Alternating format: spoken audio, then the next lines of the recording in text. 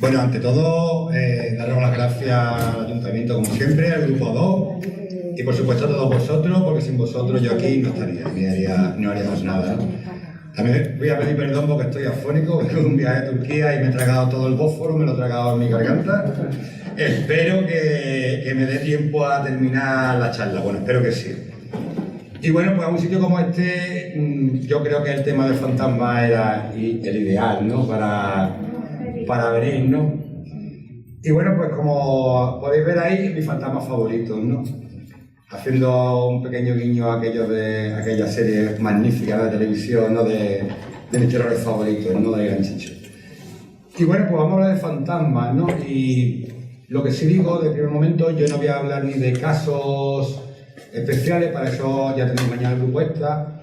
No voy a poner psicofonías, para eso ya tenemos a Pedro. Yo voy a hablar del fantasma digamos, desde un punto de vista más humano, ¿no? Más cercano, ¿no? Sobre todo de la realidad del fantasma. ¿Por qué? Pues porque el fantasma nos ha acompañado desde el principio de los tiempos, como vamos a ver a partir del siguiente fotograma, ¿no?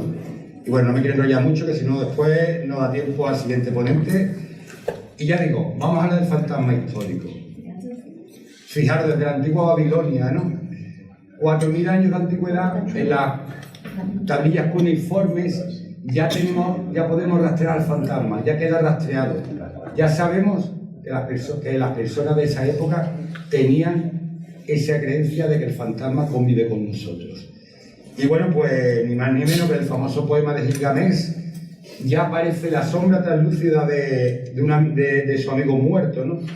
Fijaros que ya nos está dando la pista de ese fantasma translúcido, ese arquetipo, ¿no? Que tenemos en la mente de esa figura fantasmal que es translúcido, ¿no? Es como evanescente, ¿no?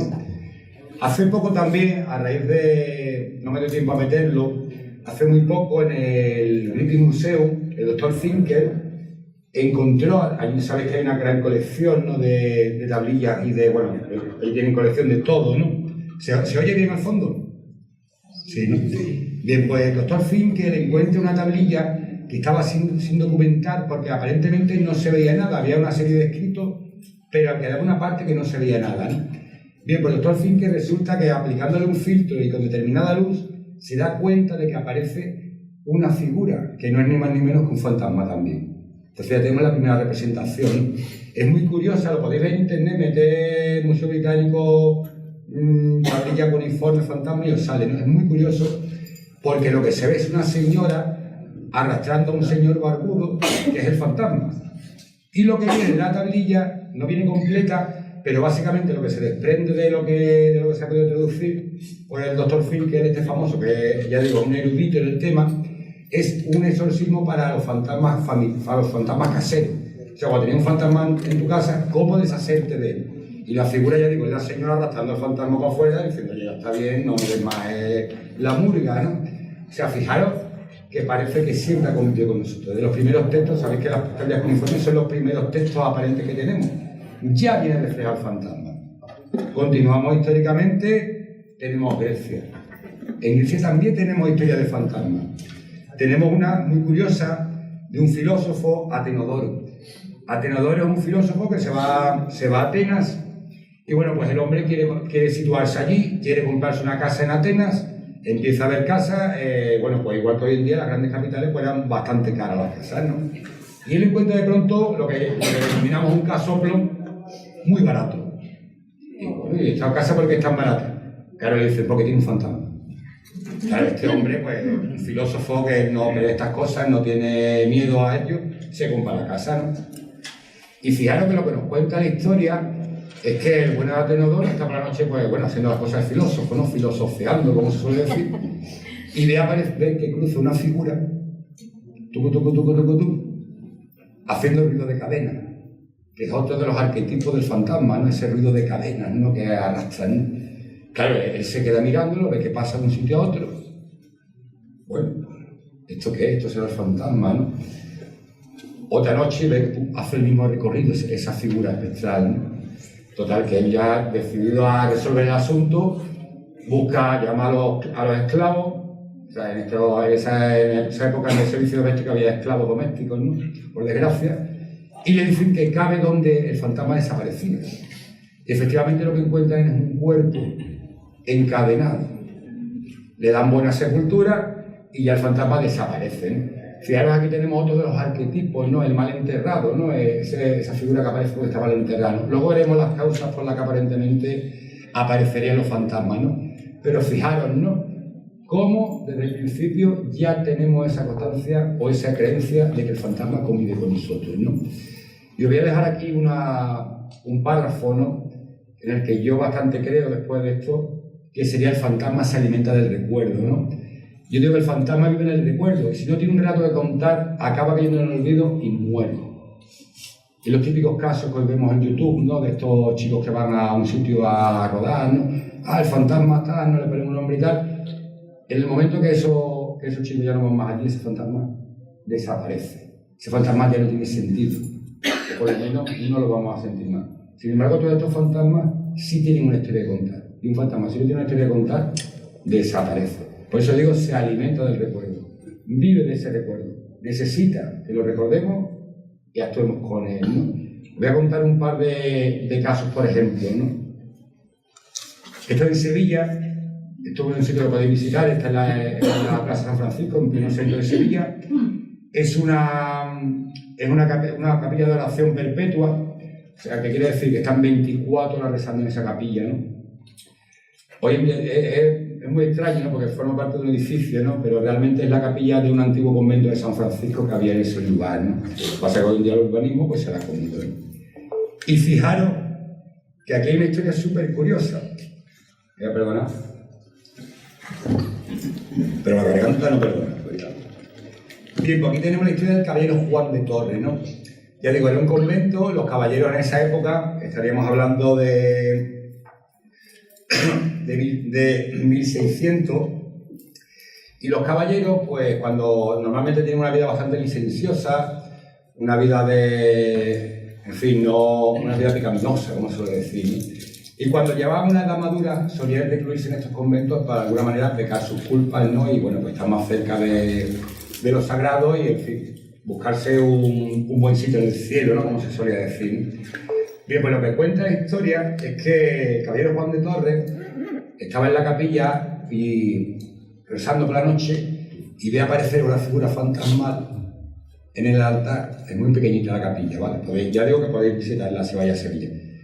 Aparece, se da la vuelta. Sabéis que antiguamente la misa era de cara al altar, ¿no? Al Altísimo, no cara a la gente como en día.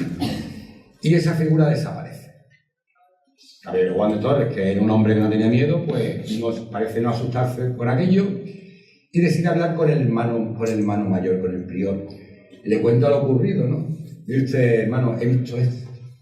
Y le dice el prior, pues pregúntale qué le ocurre a ese señor, ¿no? A ese fantasma, a esa entidad.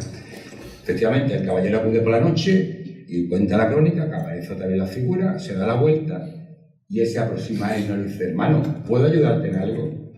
Y le dice, sí, ¿puedes auxiliarme en la misa? Dice, sí, te auxilio. Y le cuenta el fantasma que es que tiene misas sin cumplir. Sabéis que antiguamente se pagaban las misas. Este señor, este fantasma, era un monje de allí, debería de haber dado esas misas y no le había dado. Una promesa incumplida, una acción sin acabar. Y estaba vagando porque no daba la misa. El caballero Juan de Torres le auxilia en la misa, el fantasma ya puede descansar tranquilo.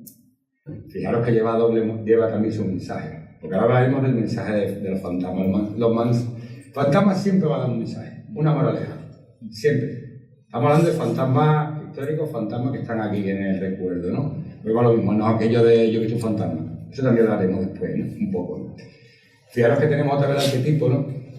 La causa sin resolver, el asunto sin resolver, te va a hacer pecar en vida y tiene una doble moraleja. Para eso oscura. Cuidado por no cumplir con las misas porque puedes vagar. Se está dando un mensaje moralizante. Un fantasma que tiene una misión, ¿no? Otra muy curiosa, fijaros. Esto también en Sevilla. Fantasma de la Torre, San Juan de la Palma. Esa iglesia que veis y esa palma que está al lado, ¿no? Hay un pequeño parquecito al lado. Sabéis que los parquecitos que hay al lado de la iglesia son camposantos. Aprovechados, porque antiguamente no había lugares públicos, no había plazas. Y cuando se retiran los cementerios de las ciudades, pues se hacen plazas en esos sitios, ¿no? Pero que siempre que veáis al lado de una iglesia o un parquecito, eso es un cementerio antiguamente. Bien, pues esta iglesia de San Juan de la Palma no se llamaba de San Juan de la Palma, se llamaba la iglesia de San Juan Bautista, y el nombre se lo cambia a un fantasma. Os cuento la historia. Estamos en Sevilla, estamos en el siglo XVI, y hay una gran herejía en esos años, que es el luteranismo. En esos años, Sevilla es un puerto muy importante, empieza a llegar muchos barcos extranjeros, y en estos barcos extranjeros viene el luteranismo. Vienen pasquines, vienen esas enseñanzas que son herejías, que vienen sobre todo de Centro Europa, como es el luteranismo. Bien, pues está muy perseguido por el Santo Oficio, y los curas pues intentan dar siempre el sermón, intentan atacar aquello del luteranismo, le dan mucha caña con aquello, ¿no? Bien, pues parece que hay un señor dentro de la iglesia escuchando a este cura, y él es luterano, tiene esa confesión por dentro, ¿no? Ese señor se sale de la iglesia, se va al Camposanto, y en el Camposanto hay una palma, que hoy en día hay una palma además conmemorada, que parece conmemorar aquello, ¿no? Usted me va a aplazar. Y él se va debajo de la palma y dice, ante esta palma juro que la Madre de Dios no quedó virgen tras el parto. Claro, eso es una herejía grandísima, pero él lo dice allí, él solo debajo de la palma. Al otro día ese señor va a los alguaciles a ir a su casa a detenerlo. Venimos a detenerlo. ¿Por qué? Por qué. ¿Por qué? Porque usted ha dicho esto debajo de la palma. Pero sí, ¿cómo puedo hacer? Sí, usted está acusado por un señor que ha venido a acusarlo y se lo llevan al tío, lo meten en calabozo y claro, van a buscar, oye, hay que buscar al delator, ¿no? Para que nos diga, ¿y dónde está el delator? Pues mira, dio esta dirección, ¿no? Cuando van a la dirección, aparece un chico joven, pregunta por él y dice, no, mi padre, de verdad, mi padre falleció hace años, mi padre está enterrado justo debajo de la palma de San Juan Bautista. O sea, ahí tenemos al fantasma delator, y a raíz de ahí se le cambia el nombre a la iglesia y se llama San Juan de la Palma. O sea, fijaros, no un fantasma que ha cambiado el nombre de una iglesia. Para mí son fantasmas importantes, son fantasmas que tienen algo que contar, vuelvo a repetir. Son fantasmas que me interesan a día de hoy, ¿no? Y bueno, hay otro tipo de fantasmas que me interesa mucho, que son los fantasmas que yo llamo oficiales. ¿Qué es un fantasma oficial? Aquel que está institucionalizado y de alguna manera forma parte de un lugar. Está escrita la leyenda del fantasma en la entrada del sitio. Esto es una costumbre que nos creemos que es muy anglosajona. Los anglosajones que venden el fantasma, incluso en la escritura, cuando venden un castillo, si quiere fantasma, se desvaloriza la propiedad, ¿no? Es muy curioso, ¿no? Y ya digo, en Edimburgo igual, en Edimburgo vas y incluso en las iglesias te enseñan el fantasma de la iglesia, ¿no? Hay tour de fantasmas por todos lados. Bueno, pues aquí en España también tenemos nuestros fantasmas institucionalizados y hay ayuntamientos que se han preocupado de poner sus plaquitas fantasma, ¿no? Y por ejemplo tenemos la asoma del Guerrero Fantasma. Esto está en el Coronel en Sevilla, un castillo muy chulo.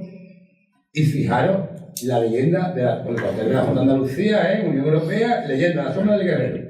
Historias arraigadas y dramáticas se cuentan en el castillo. Puede verse a medianoche la sombra de un guerrero haciendo la ronda por el andarte, aguardando ciertamente el retorno de un amor perdido para siempre.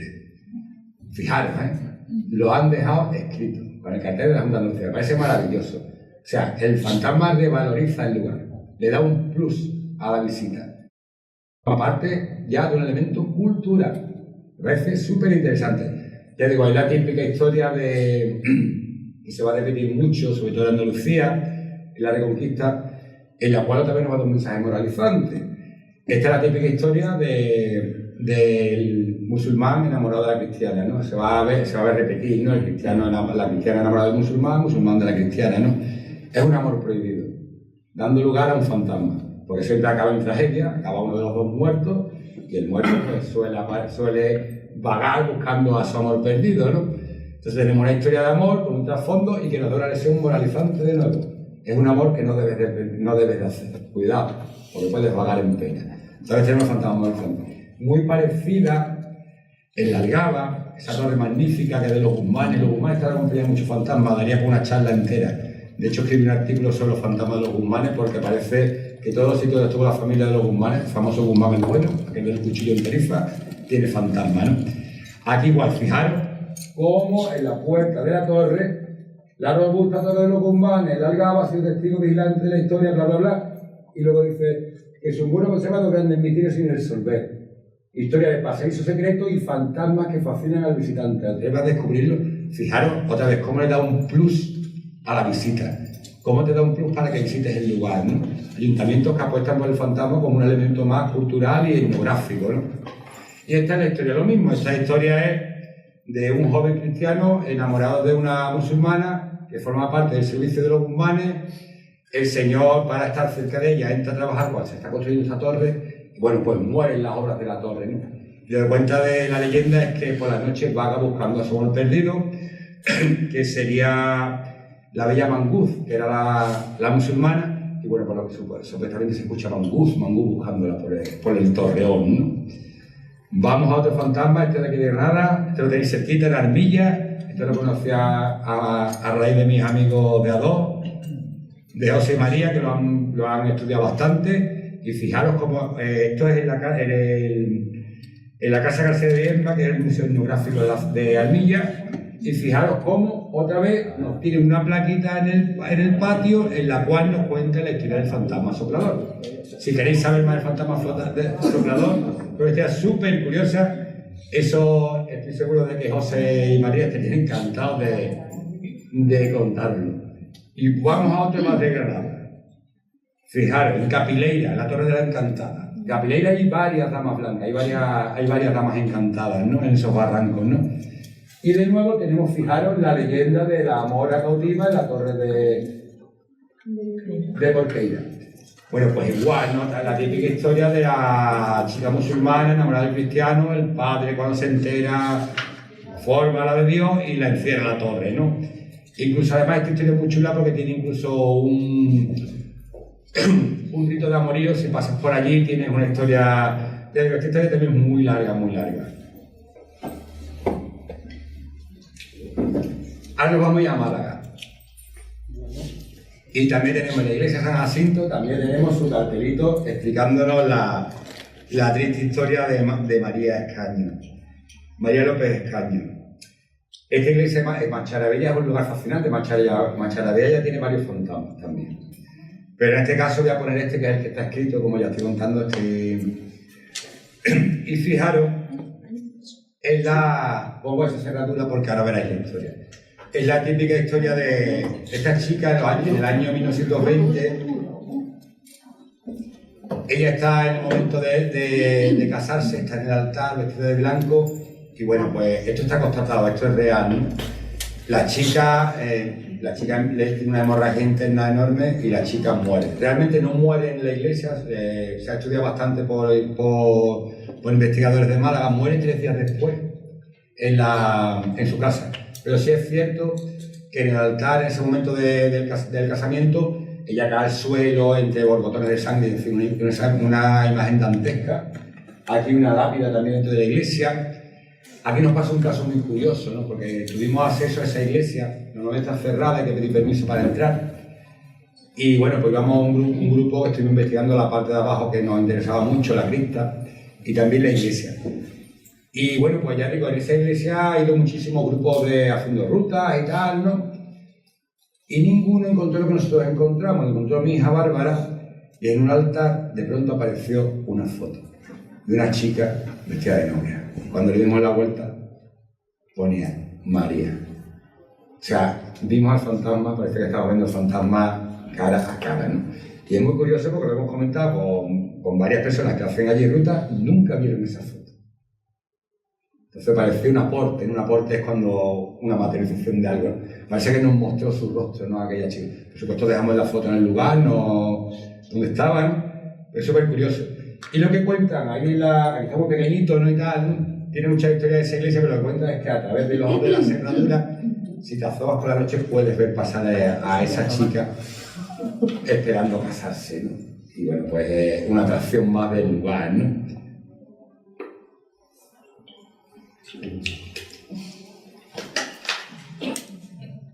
Y bueno, vamos con más motivos. Hay varios motivos por los que aparentemente parece que un fantasma se aparecería, ¿no?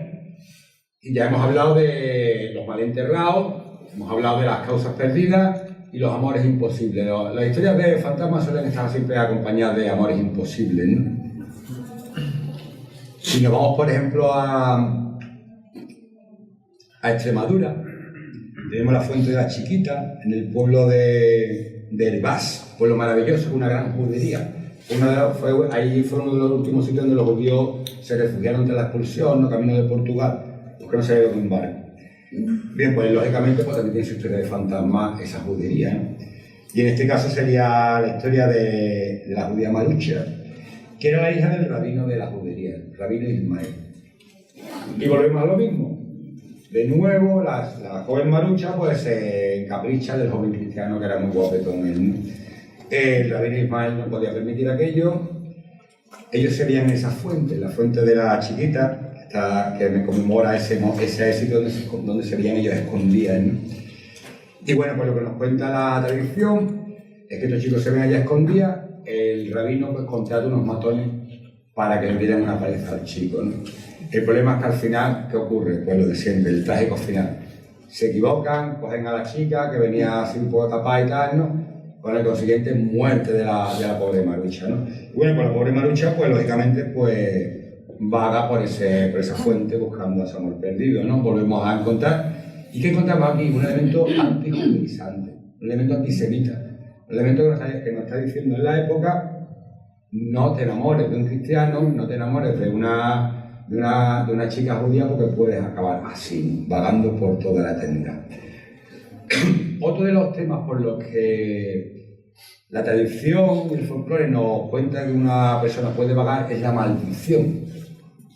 Y nos vamos otra vez a Extremadura, que tiene muchas leyendas de fantasmas, y vamos a Segura de León, por este castillo magnífico de la de Santiago, y aquí tiene eso encantada este castillo, ¿no? Este castillo es muy chulo, muy chulo, muy chulo. Está dominando el pueblo, se forma a raíz del castillo. Está dominando ya de una peña, está el castillo y abajo el pueblo.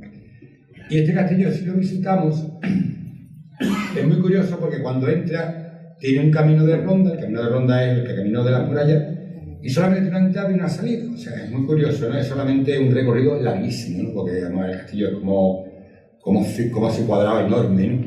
Ya digo, solamente una entrada y una salida, ¿no? Bien, pues lo que nos cuenta la leyenda es que tiene su encantada, que está maldita por una bruja. Y la maldición que le hace la bruja es que ese alma en pena debe salir por las noches haciendo el camino de ronda y tiene que contar todas las estrellas del firmamento antes de que salga el sol. Claro, lógicamente es una maldición envenenada porque no da tiempo a contarla, ¿no? Entonces la pobre pues vaga por todo siempre, todas las noches, porque claro, no le da tiempo a la pobre fantasma a contar todas las estrellas, ¿no? De nuevo encontramos una lección moralizante. Cuidado con jugar con las artes mágicas, cuidado con la brujería. ¿Por qué? Porque puedes acabar como la pobre encantada de Segura de León. Fijaros cómo el fantasma nos acompaña en la historia y es utilizado por el hombre de alguna manera. Luego veremos más utilización por parte del hombre del fantasma, ¿no? Otro caso que puede dar lugar a las apariciones, las emparedadas. Esto nos vamos a Córdoba, Lucena, al palacio de Doña Ana. Y Doña Ana pues se ve que era bastante suelta y recibía señores en el palacio cuando no estaba el marqués. ¿Qué pasó? Pues que, bueno, la encontró, se dio cuenta de las infidelidades y la empareda en el palacio. Lógicamente, pues esta señora se aparece por allí por el palacio dando vueltas por esos pasillos. De nuevo, otra lección moralizante. Cuidado con ser infiel. Cuidado. ¿Por qué? Porque puedes vagar como Doña Ana. Que fíjate lo que le pasó. Y bueno, también hay una cosa muy interesante que encontrar, que son los fantasmas de importación. Los fantasmas importados. ¿Cómo que los fantasmas importados? Bien. Vamos a ver, fantasmas. Es que claro, una charla así tan corta no da tiempo a todo. Pero cada país tiene su tipo de fantasma, ¿no? Es curioso, ¿no? Tiene sus arquetipos, ¿no? Y hay un fantasma muy elocuente en las cortes centroeuropeas, que son los fantasmas que te avisan de desgracia futura. Sobre todo en las cortes, ¿no? Parece que le dan más importancia a la nobleza que digamos, al campesino, ¿no? Y fijaros, aquí nos vamos al monasterio de Yuste, estaba en Extremadura. El monasterio de Yuste es donde se exilia Carlos I, Carlos V, ¿no? Que pasa sus últimos años allí, un sitio maravilloso también de visitar. Y fijaros que en 1558 él recibe una visita que le vaticina su muerte, de una dama blanca, ¿no? Y esta dama blanca, ya digo, parece importada de las cortes centroeuropeas, porque allí las cortes centroeuropeas eran muy habituales. Bueno, hay un caso muy famoso que es el de la emperatriz Sisi, conocéis el caso, ¿no? La famosa Sisi, ¿no? Emperatriz, ¿no? Bueno, pues la famosa Sisi, hay una cosa muy poco conocida, es que ella vivía atormentada por un fantasma que le vaticinaba todas las muertes que había en su familia. Y claro, las muertes de su familia eran muy habituales. Entonces la pobre Sisi pues, vivía bastante, digo, atormentada por esta dama blanca que se le aparecía, ¿no? Ya digo, esta dama blanca le anuncia la muerte de su hija, la archiduquesa Sofía, de su cuñado Maximiliano I de México, y de su primo Luis II de Baviera y de su hermana. Entonces, claro, volvemos a lo mismo. Carlos I, Carlos V, emperador de España y de Alemania. Parece que ese fantasma se lo han traído, porque un fantasma aquí no es habitual en las cortes, no en los reyes. Sin embargo, ahí sí. ¿Por qué? Porque él ha conocido ese tipo de fantasmas allí en las cortes, ¿no? Más fantasmas importados, este es muy curioso.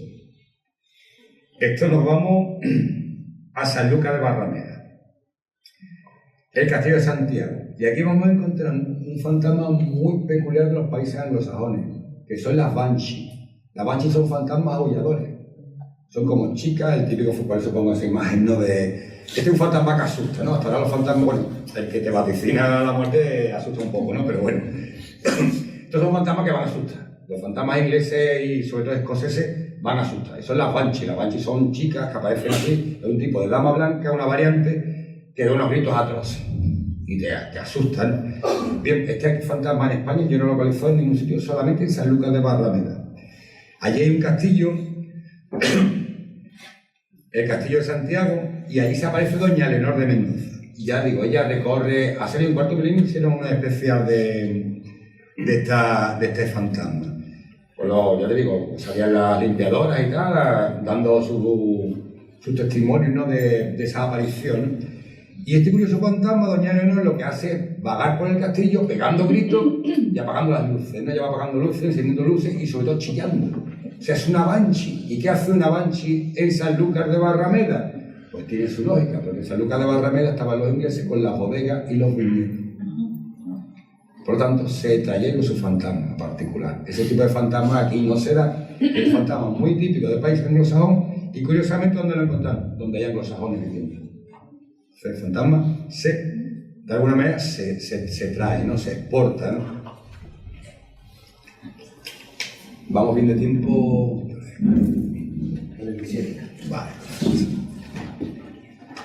Bueno, pues vamos, como ya digo, ¿no? El fantasma, estamos viendo que el fantasma de alguna manera el hombre convive con él y lo utiliza de alguna manera, ¿no? Pues para dar lecciones, para crear temas moralizantes y leyendas, ¿no? Fijaros otro caso muy curioso, creando un fantasma. Nos vamos muy cerquita de mi pueblo, en Cádiz, y de nuevo tenemos la leyenda de la mujer del agua en uno a la entrada del pueblo, que nos va a contar la historia de esta chica, ¿no? De Margarita. Estamos hablando de Castellar de la Frontera. Es un castillo también magnífico que podéis visitar. Hoy en día casi todo es alojamiento rural. Y fijaros cómo también han apostado por el fantasma, ¿no? O sea, nada más entrar, lo primero que te encuentras al lado del centro de recepción es esa placa contando el fantasma. Bien, lo que te cuenta es que hoy en día el castillo de Castellar, digo, eso era un castillo poblado, una alcazaba, en los años 60, por ahí 70, se trasladó el pueblo abajo porque tenía muy difícil acceso, ¿no? Aquello queda despoblado. Hoy en día es un centro turístico muy chulo de visitar. Pero, ya digo, la historia del fantasma que te cuenta es que, bueno, pues esta chica vivía allí cuando estaba a poblar el castillo y esta chica era maltratada por su marido. Hasta tal punto que, bueno, ella se intenta escapar, él la persigue, la coge y luego cuenta que apareció muerta en el pantano. Abajo hay un pantano. Fijaros que nos está dando... esto es muy moderno, ¿vale? Yo soy de la zona y eso nunca se ve con nada. Y ahora os explico lo de crear un fantasma. Esto ya digo, es muy, muy moderna esa historia, yo nunca lo había escuchado. Lo que sí había escuchado, y eso lo recuerdo cuando era pequeño, es que cuando la grande sequía de los 70, cuando bajaba mucho el nivel del pantano, ya digo, eso quedó despoblado. Allí en el castillo, es una historia muy rocambolesca. En el castillo lo que se asienta es una comunidad hippie. Ellos hippies de los 60. Allí en el castillo acaba, digamos, vamos a ver, un centro de droga que venía de Holanda, allí se vendía LSD en la época, allí se mete muy mala gente. Y allí hay ajuste de cuentas. En los 70, cuando al nivel del agua del pantano, ya hay montones de esqueletos maniatados. Ello fue además una polémica porque, claro, ese agua abastece a Algeciras. Pero la gente dice, es que no me bebía los muertos. Yo me acuerdo cuando era pequeño, ¿no? Es que no estaba viendo tal que yo de agua de grifo, ¿no? Incluso ducharse. Es que oiga, es que no estaba viendo los muertos, ¿no? Bien, ¿qué pasa? ¿Por qué digo crear un fantasma? Esta leyenda se crea para embellecer el pueblo, ocultar esa historia de esos muertos que aparecen. Y queda muy bonito con una chica que clama venganza, una chica maltratada. Hoy en día que tenemos esa lacra de la violencia de género, estamos muy concienciados con ello. Está dando varias versiones moralizantes dentro de una leyenda de fantasmas que veo creada el proceso para tapar aquellos luctuosos sucesos de los esqueletos que aparecieron. Entonces lo que te cuenta, te digo que apareció el cuerpo y que Margarita, si osas tocar a tu mujer, cuidado porque Margarita puede venir a por ti y lo último que verás será su nombre escrito en el agua, ¿no? O sea, fijaros cómo la historia, cómo el hombre puede aprovechar un arquetipo que tenemos en mente, que es el fantasma, y utilizarlo en sus propios beneficios. Creando una leyenda, creando un mensaje moralizante. Y bueno, el fantasma también hay que hablar que se adapta mucho a la tecnología y los tiempos que van corriendo. Pasa como el ovni, que aquí nuestro amigo Pablo Vergel nos puede hablar, ¿no? Que antiguamente el ovni primero eran bolas de fuego, eran escudos. Luego ya el ovni tiene tornillos, ¿no? Cuando tiene escalerillas, y otra vez vuelven ahora como, bueno, ahora son globos, ¿no? Ahora son globos, ¿no? Pues el fantasma también se va adaptando. Y sobre todo se adapta a la tecnología, ¿no? Cuando, fijaros que antes hemos visto en tablillas con uniformes, pues escribían fantasma, ¿no? Cuando nace la fotografía, pues lógicamente el fantasma, el hombre caza al fantasma, ¿no? Es todo fantasma que me gusta mucho, sobre todo de la dama blanca de Reinhard Hall, ¿no? Yo de chico me daba mucho miedo esa foto, me daba muchísimo miedo, bueno, me gustaba leer un libro de fantasma, pero me daba muchísimo miedo, ¿no? Y el famoso monje encapuchado, ¿no? Hoy entendemos que son trucos fotográficos de la época, aprovechando el boom de la fotografía, pues como el fantasma era algo también muy interesante, se crea, o sea, se preocupa el fotógrafo de crear esa fotografía fantasmal, ¿no? Y ya digo, el fantasma se va adaptando. Fijaros lo que hemos hablado de las damas blancas, ¿no? Que se aparecen en castillos, que como he dicho dan un mensaje, ¿no? De alguna manera, ¿no? Hoy en día ya no se aparece, no hay esa necesidad de los castillos de que se aparecen en castillos. ¿Dónde se aparece hoy en día el fantasma?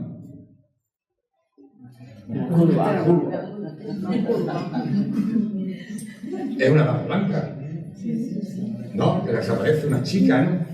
Y de nuevo fijaros que nos da otra vez un mensaje. Cuidado con esa curva del mate yo. Antiguamente no hacía falta porque la carreta iba despacito. Pero hoy en día ha sido un peligro. Y sin embargo el fantasma parece otra vez avisarnos, ¿no? Parece volver a darnos ese mensaje. La chica de la curva al final te está dando un mensaje.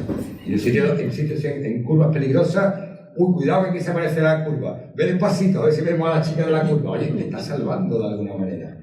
Es un fantasma beneficioso, un fantasma que de alguna manera colabora con el hombre, ¿no? Y nos da un mensaje y nos ayuda, ¿no? De alguna manera, ¿no? Y yo cuando hablo de fantasmas siempre hablo de un arquetipo que me encanta, ¿no? O sea, si le decimos a un niño que dibuja un fantasma, nos va a dibujar como una sábana con dos, ¿verdad? Fantasma ensabanado. ¿Por qué un fantasma lleva sábana? Bueno, pues esto es la marimanta. Se llama marimanta. E incluso hay procesiones de marimanta hoy en día, ¿no? De hecho, aquí en Granada tenéis una procesión de Marimanta. Todo el día de Todos los Santos, una procesión de las Marimantas. Bueno, las Marimantas es un fantasma muy humano. Porque lógicamente incluso aparece con su farolillo, ¿no? Y claro, ¿para qué necesita un fantasma un farolillo, no? Es absurdo, ¿no? Pues tiene su lógica, ¿no?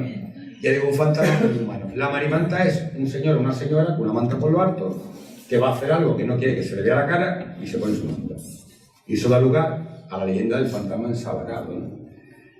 Sobre todo, normalmente eran personas que iban a ver a otro señor o a otra señora por la noche para hacer sus cosas. Entonces, bueno, me echo mi manta, voy con mi farol, ¿no? Agachado, ¿no?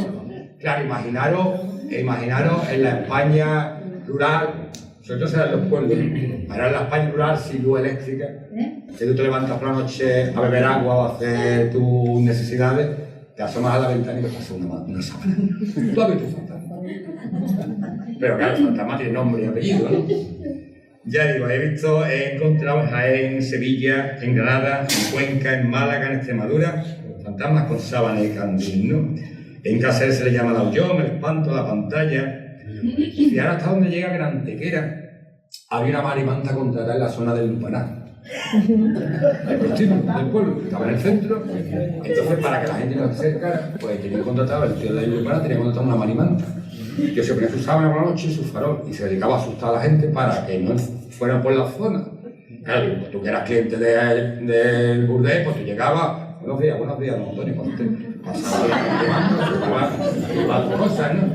Pero el que no, pues claro, no vayas por allí que hay un fantasma. Está la marimanta. Claro, la marimanta es... Si ahora hasta donde llega que en Periana, en Málaga, hay un juicio por matar a una marimanta. Si se mató una marimanta, claro, se mató un tío. Pero hay un juicio, ¿no? Claro, hay un problema en ese juicio, muy interesante el caso.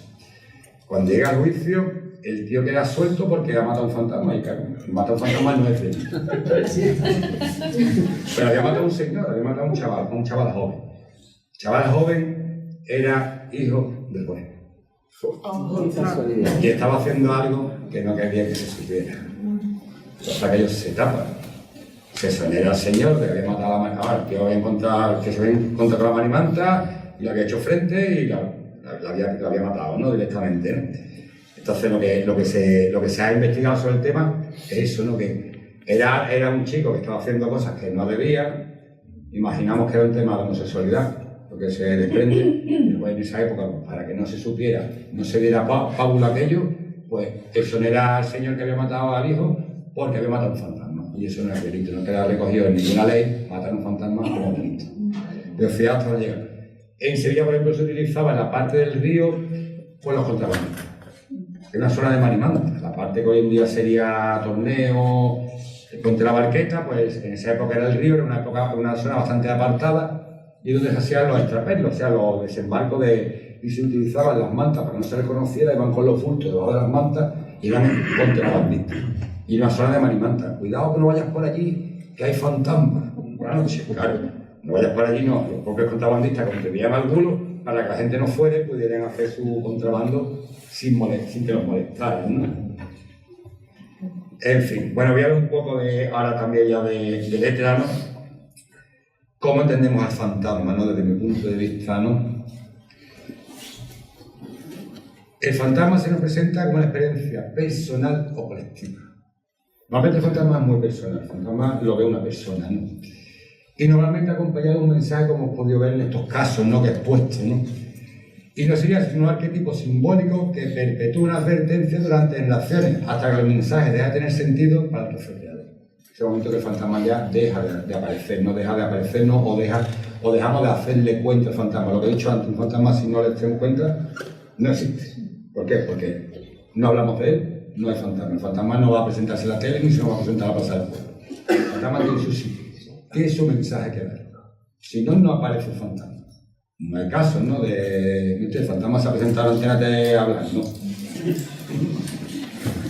El fantasma siempre va a venir acompañado de un mensaje. Y las experiencias. Al final, como digo, es una experiencia personal o colectiva. Normalmente son personales, es raro una experiencia colectiva.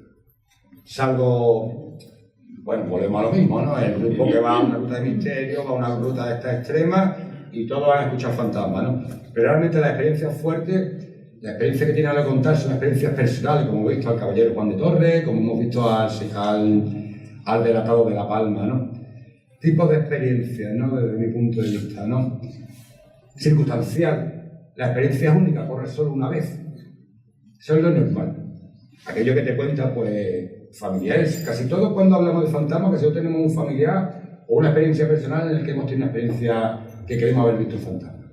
Y suele pasar una vez. Tampoco puede ser recurrente, que sería más de una ocasión, ¿no? Aquí tenemos personas que denominamos sensitivos, medium, que sí van a tener la experiencia muy recurrente, más de una ocasión, pero lo normal es circunstancial. Y luego múltiple, que sería el medium, ¿no? El sensitivo, el testigo para ser receptivo a la experiencia en diferentes lugares y con diversos protagonistas, ¿no? Porque la experiencia fantasmal nos puede venir una vez con algo, con un caso, pero no vamos viendo fantasmas por todos lados. Salvo personas, ¿no? Bueno, aquí mi amiga María, pues, tiene bastantes amigos en el otro lado, ¿no? Tiene vida. Y el sujeto receptor de la experiencia puede ser pasivo, solo percibe al fantasma, o activo, interactúa con el fantasma, ¿no? Que son las experiencias más interesantes, ¿no? Como el caballero Juan de Torres, que lo sigue, ¿no? Por ejemplo, en esa historia que hemos contado, ¿no? Y la percepción del fantasma, vamos contigo. Percepción del fantasma. Importante cómo percibas el fenómeno. Vamos a ver. Esto lo decimos. Si usted no cree en fantasmas, esto es absurdo, ¿no? Tratar de convencer a alguien de creer en algo que no existe, ¿no? La persona que no cree en fantasmas, no la vamos a convencer. Por el contrario, si usted percibe el fenómeno, debe de intentar comprender qué ocurre, ¿no? Porque muchas veces podemos estar equivocados con la percepción, ¿no? Desde la medicina, que tenemos nuestro amigo doctorado Benete, usted puede tener una alteración cognitiva. Usted puede tener alucinaciones. Usted puede tener, hay enfermedades. Hay incluso enfermedades. Hay una enfermedad muy curiosa, no recuerdo el nombre ahora mismo, en la cual se ven personas de época. Es una de las sintomatologías, ¿no? Eso es un fantasma, ¿no? Realmente, ¿no? Aparentemente, ¿no? Desde la parapsicología, usted percibe fenómenos no explicados. Está ante un fenómeno forteano de alguna manera, ¿no? Para la tradición al folclore, usted ve fantasmas donde ahí no hay duda, ¿no? La tradición lo que nos dice es eso. Y como habla, la percepción equivocada. Podemos tener una percepción equivocada y cuidado, ¿no? Con eso, ¿no? Porque no todo puede ser fantasma, ¿no? La percepción equivocada, una experiencia de fantasmas a veces puede ser el resultado de una percepción equivocada del testigo. Cuidado, ¿no? Y puede estar motivada por la sugestión, la autosugestión. Cuando tú vas a un sitio, tú quieres un fantasma, tú estás leyendo mucho el fantasma. Yo he visto casos, a mí me han llamado, lo típico de me llaman para, después de esta charla muchas veces me paran fuera y visto yo que tengo un fantasma en mi casa. Incluso yo he actuado en muchas casas, no me gusta, ya intento evitarlo, ¿no? Pero he acudido a muchas casas, ¿no? De las cuales me estoy un fantasma, quítemelo usted. No puedo quitar un fantasma. Tendríamos que ir a la famosa tablilla cuneiforme, aquella, ¿no? Del Museo Británico, ¿no? La sugestión inducida, esa para mí es de las más obvias, ¿no? Es lo típico de la persona que te dice que tiene un fantasma y llega el medium, echa carta, normalmente, que encima te va a sacar pasta, y tú no tienes un fantasma en tu casa, tú tienes 4 fantasmas en tu casa. Esto es muy habitual, cuando hemos visto las denominadas casas embrujadas, ¿no? Entre comillas, bueno, ¿usted por qué tiene un fantasma? Porque viene un medium y me lo dijo. ¿Y cuánto le costó a usted? No, usted no cobra, pero bueno, la limpieza sí, porque me hizo una limpieza y me ha cobrado 300 euros, ¿no? Cuidado con la sugestión inducida, ¿no? Es muy fácil sugestionar a alguien que tiene la sugestión, que tiene el paso, es muy fácil inducirlo, es muy fácil, porque la persona está predispuesta, ¿no? Luego hay enfermedades mentales, como hemos comentado, y determinadas medicaciones, ¿no? Cuidado con esto, ¿no? Yo cuando he ido a una casa de estas encantadas, ¿no? Lo primero que me voy es a la biblioteca y el botiquín. ¿Por qué? Porque si me voy y el tío o la señora tiene una biblioteca enorme, con revistas Más Allá, revista Año Cero, el libro de... Esta persona me puede engañar, esta persona me va a dar datos que me pueden confundir. Parece que es real lo que está contando, pero es que esa persona está muy documentada. Y luego el botiquín, ¿por qué? Porque si veo que tiene allí el arsenal de medicina súper fuerte y encima se bebe su copita.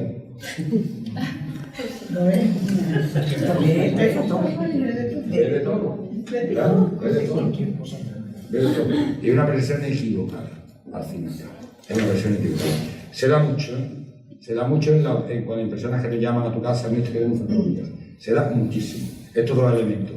El tener una biblioteca, o sea, tener un conocimiento de datos técnicos, y el tomar ansiolítico y encima beber, porque le meto la botellita allí de... Entonces esa mezcla explosiva, esos tres factores explosivos. Saber del tema, ya estás predispuesto, sabes, quieres, y encima bebes y toma. Es un cóctel explosivo. No digo yo fantasma, sino todo el arsenal de fantasma, ¿no? En fin, lo que no cabe duda, la tradición folclórica. Lo que no cabe duda es que la tradición folclórica popular, el fantasma es real y perdura en el tiempo, actuando ese recuerdo como desencadenante del aparente fenómeno que conocemos como los fantasmas, y que tradicionalmente alude al contacto o visión de un ser difunto. Eso no nos cabe duda. O sea, el arquetipo está ahí. La creencia está ahí. Y sobre todo eso que hemos comentado antes, el que no cree. El que no cree normalmente le da miedo. El que no cree normalmente le da miedo. Cuidado con eso, ¿eh? Entonces es como un rechazo, es como una pantalla que se hace, ¿eh? Pero sí es cierto que, como me he estado viendo, nos ha acompañado siempre. El fantasma ha estado ahí siempre y estará. Hoy en día menos porque vivimos una sociedad mucho más tecnológica, estamos muy distraídos, pero hemos visto que siempre ha perdurado. Y después de todo esto, para mí, lo trascendental no es creer, es saber. Creer es muy fácil, pero saber es muy difícil. Y aquí vamos a encontrar el fantasma psíquico, que es el frecuente, que solo lo percibe el testigo. Esto tiene un problema, que el fenómeno se convierte en subjetivo. Yo me lo tengo que creer. Ahora hablaremos del testigo en la última fase, ¿no? El fantasma psíquico es el siempre. Viste, yo que he visto un fantasma, yo tengo esto. Yo me lo creo. ¿Por qué? Porque el fantasma físico, que es el que buscamos, los investigadores, los que nos interesamos por el tema, es muy difícil de encontrar. Que sería el que se busca para la prueba. Queremos que salga una foto, queremos que salga un audio, queremos que salga una grabación. Ese es muy, muy complicado. Por no decir imposible. Porque a día de hoy no tenemos ninguna prueba de que el fantasma existe. Tenemos la creencia, tenemos la intuición. Pero la prueba ineludible no la tenemos. Salvo la persona que tiene la experiencia. Esa persona sí, pero volvemos a lo mismo, es subjetivo. Los demás tenemos que creer en esa persona. Y ahora vamos al testigo. El testigo es importante. El testigo no tampoco tenemos por qué dudar de él. Pero no lo tenemos que creer. Vivimos en un país que un testigo te puede en un juicio exonerar de una culpa o te puede culpar. Sí, ahí sí le hacemos caso al testigo. En el caso de los fantasmas, no le hacemos caso. Sí, ¿no? Pero no es prueba, ¿no? No es una prueba ineludible, ¿no? Y ya para terminar, ¿qué hora es, Anillo? 56. Perfecto. Terminamos con el testigo. Os voy a contar una historia y terminamos. Una historia de un testigo. Que yo llamo una historia canaria de fantasmas, porque pasa en Canarias. Y esta historia, para mí, es muy, muy interesante.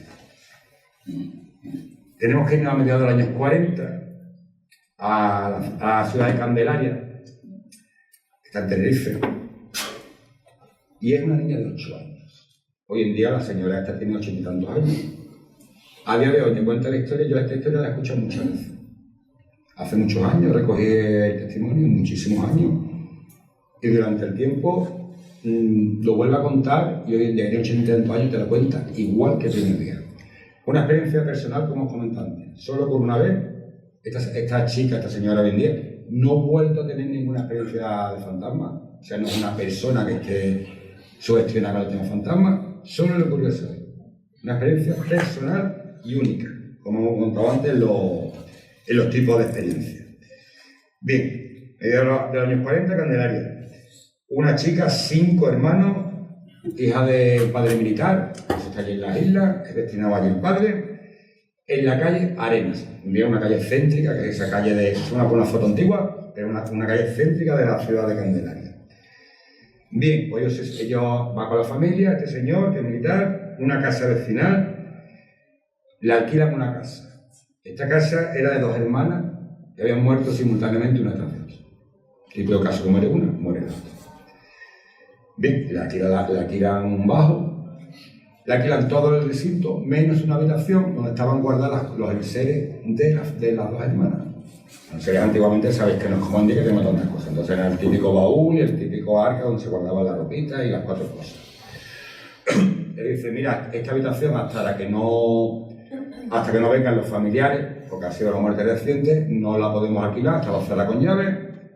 Entonces la tenemos aquí cerrada, y cuando vengan pues tenéis una habitación más. Ya digo, 5 hermanos, eran una familia bastante numerosa, tienen que adecuarlo como pueden a los niños para dormir. Esta chica la adecuan, digamos, en un tramo entre la cocina y el salón.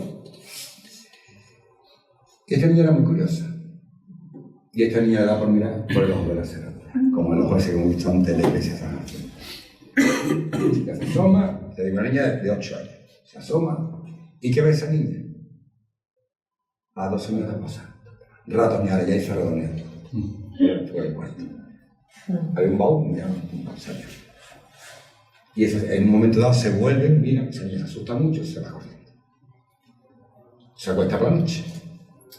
Y por la noche ella ve cómo salen de esa habitación las 2 hermanas. Se van para la cama, se van para ella, la aguantan, le tiran del pelo. ¿Tú qué miras? Joder. Qué fuerte. ¿Tú qué miras? Y le pegaban. Cuidado. La niña además se orinaba en la cama. Del miedo que pegaba. La madre cuando se levantaba, otra vez le pegaba. Se llevaba por encima. La fantasmal y la física. Ya digo, es muy curioso porque la señora te cuenta perfectamente cómo iban vestidas, como todo, ¿no? Lo recuerda el día de hoy perfectamente. Ya digo, yo recogí hace muchos años el testimonio y a día de hoy se lo pregunto y te lo cuenta igual. Las cuenta con... Era una más baja que otra. Camisa con manga, pañuelo al cuello. Muy típico además de Canarias, no de la época, ¿no?